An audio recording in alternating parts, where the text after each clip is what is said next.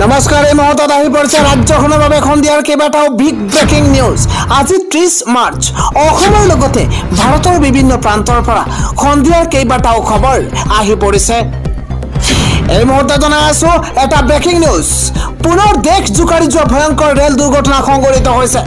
ঈদৰ প্ৰাককণতে ঈদৰ আনন্দ উৎসাহৰ মাজতে দেশত ভয়ংকৰ ৰেল দুৰ্ঘটনা সংঘটিত হৈছে।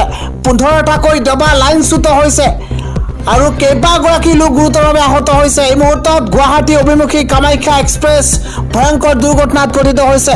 15টাকৈ ডবা লাইনচ্যুত হৈছে। এই মুহূৰ্তত ডাঙৰ খবৰ, উৰিষ্যাত ভয়ংকৰ দুৰ্ঘটনা।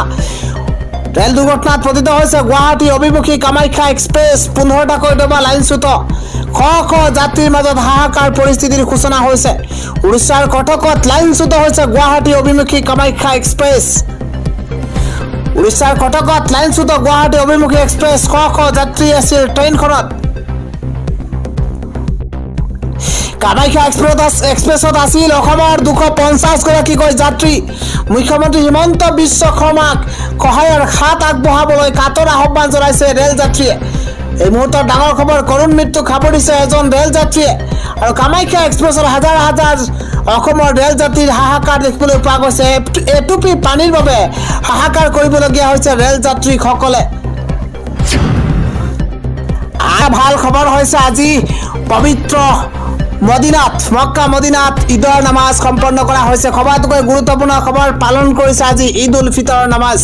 চৌদি আৰবত উলহ মালহেৰে আজি উদযাপন কৰা হৈছে পবিত্ৰ চৌদি আৰবত উলহ মালহেৰে আজি পবিত্ৰ ঈদ উদযাপন কৰা হৈছে। পবিত্ৰ মক্কা মদিনাত সম্পূৰ্ণ হৈছে ঈদৰ নামাজ। এটা ভাল লগা পৰিৱেশ চাব লাগিব। বিশ্ব শান্তিৰ বাবে আল্লাহৰ ওচৰত দোৱা প্ৰাৰ্থনা কৰিছে। লাখ লাখ মুছলমানে আদায় কৰিছে এইদৰে ঈদৰ নামাজ। লাখ লাখ মুছলমানে একেলগ হৈছে মক্কালৈ গৈ নামাজ আদায় কৰিছে ইছলাম ধৰ্মাৱলম্বী লোকসকলে। মক্কা মদিনাৰ পৰা ডিঙিত গামোচা লৈ জনাইছে ঈদৰ শুভেচ্ছা। চৌদি আৰবৰ এদিন পাছতেই ভাৰতত ঈদ পালন কৰা হ'ব। অৰ্থাৎ কাইলৈ ভাৰতত উদযাপন কৰা হ'ব পবিত্ৰ ঈদ উল ফিতৰক লৈ উৎফুল্লিত হৈ পৰিছে মুছলমান সমাজ। এই মুহূৰ্তত এটা ভাল খবৰ, কাইলৈ ভাৰতত ঈদ পালন কৰা হ'ব। জোন দেখাৰ লগে লগে কাইলৈ পালন কৰা হ'ব পবিত্ৰ ঈদ। আন এটা আছে ঈদৰ প্ৰাক মুহূৰ্ততে ভয়ংকৰ ঘটনা। কাইলৈ পবিত্ৰ ঈদ আৰু আজি ঈদৰ প্ৰাক মুহূৰ্ততে ভয়ংকৰ ঘটনা সংঘটিত হৈছে। জীৱন মৃত্যুৰে যুঁজিছে উছমান আলী, সুলেইমান হক, শাহিদুল ইছলাম, জাহাংগীৰ আলম, লগতে লুকমান। কেইবাগৰাকী নাম উল্লেখ কৰা হৈছে আৰু জীৱন মৃত্যুৰ সৈতে যুঁজি আছে কেইবাগৰাকী লোকে। আমি জনাই আছো সবিশেষ খবৰ, হাউৰিত ভয়ংকৰ মাৰপিটৰ ঘটনা সংঘটিত হৈছে। কাইলৈ পবিত্ৰ ঈদ আৰু আজিৰ দিনটোত ভয়ংকৰ মাৰপিটৰ ঘটনা সংঘটিত হৈছে। প্ৰায় 25জনীয়া এটি দলৰ আক্ৰমণত আহত হৈছে 5গৰাকীকৈ লোক। ঈদৰ বজাৰ কৰি থকাৰ মাজতে হাউৰিত ভয়ংকৰ ঘটনা। প্ৰায় 25জনীয়া এটি দলৰ আক্ৰমণত আহত হৈছে 5গৰাকীকৈ লোক। ব্যৱসায় প্ৰতিষ্ঠানৰ সন্মুখতে গাড়ী পাৰ্কিঙক কেন্দ্ৰ কৰি সূত্ৰপাত হৈছে মাৰপিটৰ ঘটনা। এই মুহূৰ্তত এটা ডাঙৰ খবৰ জনোৱাৰ চেষ্টা কৰিছোঁ। কাইলৈ পবিত্ৰ ঈদৰ আনন্দ উৎসাহ আৰু আজিৰ দিনটোত বজাৰত লাগিছে মাৰপিটৰ ঘটনা। গুৰুতৰভাৱে আহত হৈছে উছমান আলী, সুলেইমান হক, শাহিদুল ইছলাম। আহত হৈছে জাহাংগীৰ আলম আৰু লুকমান। হস্পিটেলৰ বিচনাত ছটফটাই আছে আহত মুছলমান যুৱক কেইজনে। ঘটনাত কালজাৰৰ বুলবুল আৰু মাছ বেপাৰী আব্বাছ খাৰ পুত্ৰ জড়িত থকাৰ অভিযোগ উত্থাপন হৈছে। পৰৱৰ্তী খবৰটো হৈছে নিৰ্বাচন আহিলেই বিদেশীলৈ মনত পৰে হিমন্ত বিশ্ব শৰ্মাৰ। মুখ্যমন্ত্ৰী গোৱালপাৰাক লৈ কৰা মন্তব্যৰ প্ৰতিক্ৰিয়া প্ৰকাশ কৰিছে এপিচিচিৰ সভাপতি ভূপেন বৰাই। লগতে 5 এপ্ৰিলৰ ভিতৰতে পঞ্চায়ত নিৰ্বাচনৰ দিন ঘোষণা নকৰিলে ন্যায়ালয়ৰ কাষ চাপিব বুলি মন্তব্য কৰিছে প্ৰদেশ কংগ্ৰেছৰ সভাপতি ভূপেন বৰাই। আন এটা ডাঙৰ খবৰ হৈছে ক্ৰিকেট অনুৰাগীসকললৈ এটা ভাল খবৰ। আজি সমুখ সমৰত নামিব নিশা আজি সন্ধিয়া 7:30 বজাৰ লগে লগে চেন্নাই ভাৰ্চেছ ৰাজস্থানৰ হাই ভল্টেজ মেচ। কোন জিকিব, কোনে খিতাপ দখল কৰিব, কোনে শেষ হাঁহি মাৰিব, আপুনি কমেণ্ট কৰক। আপুনি কোনটো দলৰ সমৰ্থক, চেন্নাই নে ৰাজস্থান? আজি বৰখাপাৰা ষ্টেডিয়ামত ছুপাৰ ছানডেত হ'ব ছুপাৰ ধামাকা। আজি ধুনীয়া খেলপথাৰত চাবৰ কাৰণে ভিৰ কৰিছে একাংশ লোকে শ লোকে হাজাৰ হাজাৰ লোকে ভিৰ কৰা পৰিলক্ষিত হৈছে আজি ধোনীক খেলপথাৰত প্ৰত্যাহ্বান জনাব ৰিয়ান পৰাগে গুৱাহাটীত ধোনীৰ বেটিঙৰ যাদু চাবলৈ লাখ লাখ অনুৰাগীয়ে ভিৰ কৰা পৰিলক্ষিত হৈছে ৰাজস্থান বনাম চেন্নাইৰ যুঁজ চাবলৈ বৰখাপৰাত আজি হ'ব জনসমুদ্ৰ এই মুহূৰ্তত ডাঙৰ খবৰ আপোনাৰ মতে আজি কোনে খেল খাহি মাৰিব আমাৰ কমেন্ট খোলা আছে আপুনি কমেন্টৰ জৰিয়তে জনাব পাৰে 22 গজত ধোনীৰ যাদু চাবলৈ উৎকণ্ঠিত হৈ পৰিছে ক্ৰীড়াপ্ৰেমী ৰাইজ আজি বৰখাপৰা ষ্টেডিয়ামত ৰাজস্থান বনাম চেন্নাইৰ হাই ভোল্টেজ মেচ খঞ্জাৰ পৰৱৰ্তী ডাঙৰ খবৰ হৈছে বিগ পলিটিকেল ব্ৰেকিং নিউজ কংগ্ৰেছে থলুৱা মানুহক ভাল নাপায় বাংলাদেশীৰ প্ৰতিহে মৰম বেছি কংগ্ৰেছৰ এই ডাঙৰ মন্তব্য কৰিছে মুখ্যমন্ত্ৰী হিমন্ত বিশ্ব শৰ্মাই এই মুহূৰ্তত এটা পলিটিকেল ব্ৰেকিং নিউজ জনোৱাৰ চেষ্টা কৰিছে অসমৰ মানুহে গাঁৱে গাঁৱে গাখৰি পালন কৰক বিশেষ সম্প্ৰদায়ে যেতিয়া মাটি দখল কৰিব নোৱাৰিব তেতিয়া মাটি দখল কৰিব নোৱাৰিব অসমত নহয় বাংলাদেশত গৈ নিৰ্বাচন খেলক কংগ্ৰেছে ডাঙৰ মন্তব্য কৰিছে মুখ্যমন্ত্ৰী হিমন্ত বিশ্ব শৰ্মাই ৰাভা হাছঙৰ নিৰ্বাচনত বিজেপিয়ে জিকিব ৰাভা হাছঙত নিৰ্বাচন খেলিবলৈ বিচৰা কংগ্ৰেছৰ লাজ লাগিব লাগে আমাক কোনো ক্ষত্ৰিয়ে পৰাজিত কৰিব নোৱাৰে যোৱা 10 বছৰত ৰাভা হাছঙত অশান্তি পৰিৱেশ হোৱা নাই কিন্তু কংগ্ৰেছৰ সময়তে ৰাভা হাছঙত অশান্তিৰ পৰিৱেশৰ সূচনা হৈছে কংগ্ৰেছৰ দিনত ৰাভা হাছঙৰ 24 জন ৰাভা যুৱকক মৃত্যু হৈছে আৰু 24 জন ৰাভা যুৱকৰ মাক দেউতাকৰ ওচৰলৈ গৈ ক্ষমা খোজক কংগ্ৰেছক কেৱল ভোট লাগে ৰাভা জাতিৰ কথা চিন্তা নকৰে গোৱালপাৰা জিলাক বিদেশীৰ হাতত গতাই দিব বিচাৰে কংগ্ৰেছে বিজেপি অসমীয়া বঙালী সকলোৰে লগত আছে ৰাভা জাতিৰ ওপৰত বহুত অত্যাচাৰ কৰিলে কংগ্ৰেছে কেতবোৰ ডাঙৰ মন্তব্য কৰিছে যে মুখ্যমন্ত্ৰী হিমন্ত বিশ্ব শৰ্মাই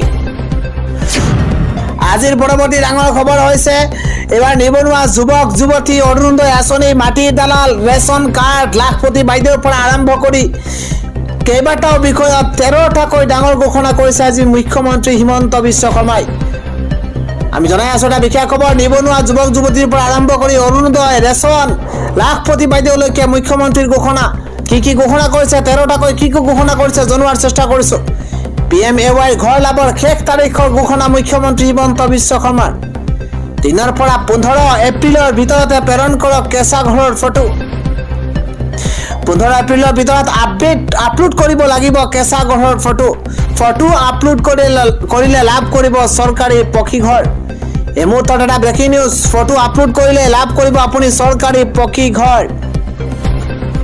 চৰকাৰী পকী ঘৰৰ বাবে সকলোৱে কৰিব লাগিব আবেদন প্ৰতিটো কেঁচা ঘৰ থকা লোকক পকী ঘৰ প্ৰদানৰ ঘোষণা 1 টকাও নিদিয়াকৈ কৰিব পাৰিব জিঅ' টেকিং এই মুহূৰ্তত ভাল খবৰ জনোৱাৰ চেষ্টা কৰিছো এবাৰ প্ৰতিটো দুখীয়া পৰিয়ালক ঘৰ দিয়াৰ ব্যৱস্থা কৰিব চৰকাৰে 1 এপ্ৰিল তাৰিখে গাঁতত সোমাব কংগ্ৰেছ 1 এপ্ৰিলত 39 লাখ মহিলাৰ বেংক একাউণ্টত হুৰাহুৰে সোমাব ধন 10,000কৈ টকা লাভ কৰিব লাখপতি বাইদেৱে 2 দিনতে ধৰা হ'ব মাটিৰ দালালক ৰাজ্যজুৰি চলিব মাটিৰ দালালৰ বিৰুদ্ধে অভিযান মাটিৰ দালালক ৰাজহুৱাকৈ সকিয়নি মুখ্যমন্ত্ৰী হিমন্ত বিশ্ব শৰ্মাৰ ডিগ্ৰী পাছ কৰা যুৱকে প্ৰতিমাহে লাভ কৰিব 2500 টকাকৈ 13টাকৈ বৃহৎ ঘোষণা কৰিছে প্ৰতিটো বিভাগত ডাঙৰ ঘোষণা এতিয়াৰে পৰা ৰেচন কাৰ্ড থকা সকলে লাভ কৰিব দাইল চেনি নিমখ চাউলৰ উপৰিও দাইল চেনি নিমখ লাভ কৰিব সুলভ মূল্যৰ দোকানৰ পৰা 25 টকা ডিসকাউণ্টত লাভ কৰিব এই সামগ্ৰীবোৰ বজাৰতকৈ 10 টকা কম দামত লাভ কৰিব নিমখ ঘোষণা কৰিছে ৰাজ্যৰ মুখ্যমন্ত্ৰী হিমন্ত বিশ্ব শৰ্মাই আন এটা খবৰ হৈছে PMAY ঘৰৰ নামত এবাৰ 10,000 টকা নিদিয়াৰ বাবে হিতাধিকাৰীক প্ৰচণ্ড মাৰপিট কৰিছে লগতে জ্বলাই দিছে হিতাধিকাৰীৰ কেঁচা ঘৰ এবাৰ দালাল আবুল হুছেইনে চলাইছে গুণ্ডাৰাজ ৰাজ্যৰ মুখ্যমন্ত্ৰী ডক্টৰ হিমন্ত বিশ্ব শৰ্মাই এফালে দুৰ্নীতিমুক্ত অসম গঢ়ি তোলাৰ চেষ্টা কৰিছে আৰু আনফালে ঘৰ দিয়াৰ নামত একাংশ দালালে চলাইছে উদ্ভণ্ডালি এবাৰ হিতাধিকাৰীৰ পৰা 20,000 টকা নিদিয়াৰ বাবে মাৰপিট কৰিছে হিতাধিকাৰীক কেৱল সিমানেই নহয় হিতাধিকাৰীৰ ঘৰ পৰ্যন্ত জ্বলাই দিয়াৰ অভিযোগ উত্থাপন হৈছে দালাল আবুল হুছেইনৰ বিৰুদ্ধে।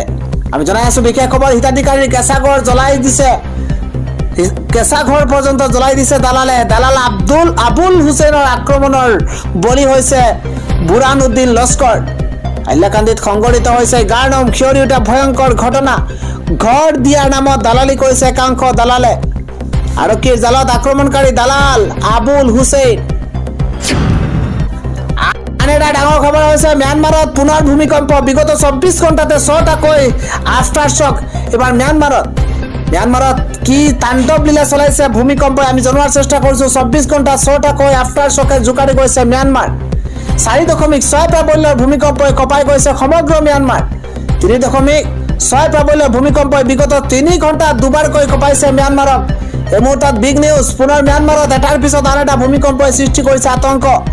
বিগত 24 ঘণ্টাত 6টাকৈ ভূমিকম্পই জোকাৰি গৈছে ম্যানমাৰক। সন্ধিয়াৰ পৰৱৰ্তী ডাঙৰ খবৰ হৈছে 1 এপ্ৰিলৰ পৰা দেশত হ'ব বহুকেইটা নতুন নিয়ম। UPI ব্যৱহাৰকাৰীৰ বাবে ডাঙৰ পৰিৱৰ্তন 1 এপ্ৰিলৰ পৰা। আমি জনাই আছো এটা বিশেষ খবৰ, বেংকৰ ৰেকৰ্ডৰ পৰা আঁতৰাই দিয়া হ'ব UPI ID। বেংক ৰেকৰ্ডৰ পৰা UPI ID আঁতৰা হ'ব। দীৰ্ঘদিন ধৰি সক্ৰিয় নথকা মোবাইল নম্বৰৰ সৈতে লিংক থকা একাউণ্টৰ পৰা কৰ্তন কৰা হ'ব UPI ID। 12 লাখ টকা পৰ্যন্ত উপাৰ্জন কৰা ব্যক্তিয়ে কৰৰ পৰা ৰেহাই লাভ কৰিব। ৰেহাই। ৰন্ধন গেছ চিলিণ্ডাৰৰ দাম কমাৰ সম্ভাৱনা। ঘৰুৱা আৰু বাণিজ্যিক দুয়োটা চিলিণ্ডাৰতে কমিব পাৰে দাম। বেংক একাউণ্টত প্ৰতিগৰাকী গ্ৰাহকে ৰাখিব লাগিব ন্যূনতম বেলেন্স।